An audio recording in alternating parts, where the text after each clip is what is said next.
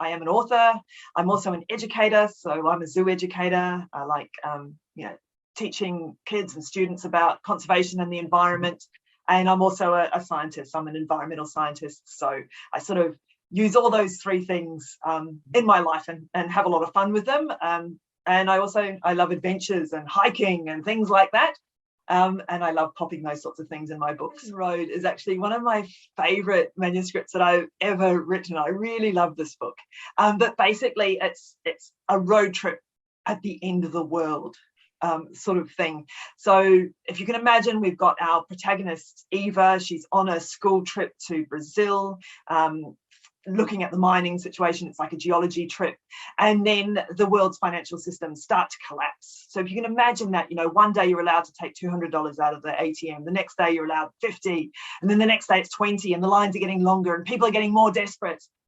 And, everything was in trouble. And she and her class get seats on an evacuation bus, a government-sponsored bus to get her back to Australia. That's got to go across the continent of South America. And so the book picks up at the point where Eva has got off to go to the toilet and the bus leaves without her. So she's stuck alone. She's got two classmates she barely knows, and the three of them have to figure out some way to catch the bus up and get to that last flight home. But the world is going wrong. The rules are changing, and it's a really difficult and I think fun sort of road trip that they end up having to go on to try to catch this flight home. Look, I think I've been told that no matter where I write, I always add environmental kind of themes in, and I possibly do that unconsciously because that's how I look at the world, as well as I see what's out there. And I've been to South America myself, which is why I based it there. So I do put a lot of my love for that area into the descriptions, I hope, I don't know. You could tell me once you've read it. Like when I'm thinking up a book idea, it's like building a house out of Lego. Until you've got the right bricks, that doesn't go together. You've just got these cool bricks. And so I always knew, obviously, that when I was 21, I'd gone through South America. I'd toured through South America independently, and I'd seen so many amazing things, loved it, loved the food, loved the people, loved the environment of it, and also had some real challenges with things like public unrest and the altitude. Like, it's a really tough place to be when you've grown up. Like, I live in Perth, we're like right at the sea level, and when you go up to the top of the Andes, it's hard to think and walk and talk at the same time.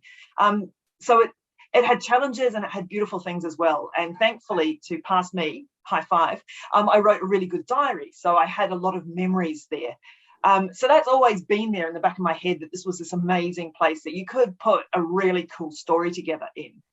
But it wasn't until, and I don't even know how long ago it was, but there was a financial crisis. I think it was in Greece or something like that.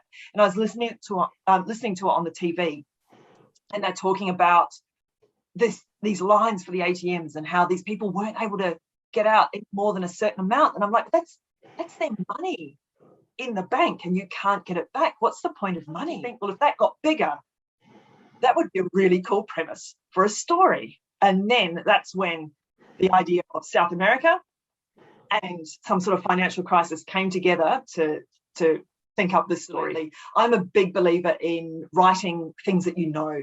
So then you can put your soul, your feelings, all those things you had, those ideas, those thoughts, those photos you've taken, and you can put all that passion into a story and make it feel so much more real. It's really good for world building. And I put a lot of my experiences. I got kidnapped a couple of times when I was there. I got stuck in these roadblocks where the village will just shut the whole road, and so you can't get through, and you're just stuck there for a while until you decide, well, the food's running out. All the animals that were around about have been killed, and it starts to smell because everyone's going to the toilet, and you think, well, I've got to get out of here. And you walk through. There was one point I was going through and I had my pack on my back, and there's razor wire everywhere, and people have felled trees, and there's burning tires, and I had to walk through all that to get to the other side to try to find someone who was willing to turn around and drive me on to the next town where I was trying to go. So there's lots of my experiences I have that I've dredged up to help make Eva's experiences seem more real. If you love like rising tension where things just keep on getting more impossible, but you also love a little bit of banter, you know, friendship, backwards and forwards, and maybe a tiny bit of romance, then this will be your book. I love to just invent as I write. And this was a book that was set in a real place. And so I could not invent really boring things like how long does it take to drive from this place to this place? How much fuel might you use up? You know, because I've got to figure out if they're going to run out of fuel, what sort of fuel would it be? How much might it cost? And then thinking about what would it cost in a world where, you know, money is becoming quite precious. So I had to war between just wanting to write, because I write very fast when I've got an idea. I try to get it all out and I write a lot every day. So warring between wanting to write and needing to get the, you know, the correct information in there. And at points I did mess up, and, you know, I got to the end of the first draft and I was really happy with it. And then I realized that there's one point that they're going to run out of fuel hundreds of kilometers before they get to this place that they refueled. And I was like, oh, you know, do a face plant. How did you do that?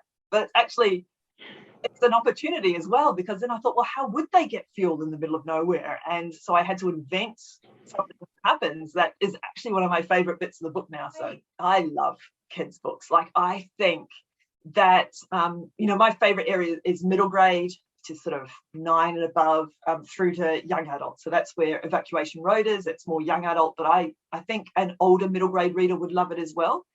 So yeah, they're my jam. I really love them. I really like the fact that there's usually this thread of hope, and that you can change somebody's trajectory by giving them an amazing book.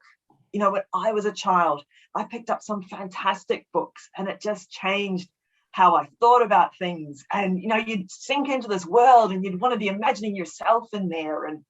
And if I hadn't had those books as a child, I wouldn't be the person I am now. So I love the fact that kids' books, you can have so much fun, you can have so much hope, and you can also weave in some of these environmental themes as well. But it's basically, I love them. They're fun. And so I like reading them.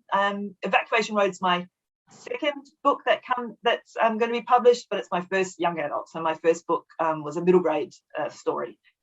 So, and that was like a fantasy adventure. I did not have to figure out how fast the car would drive or anything like that in the first one.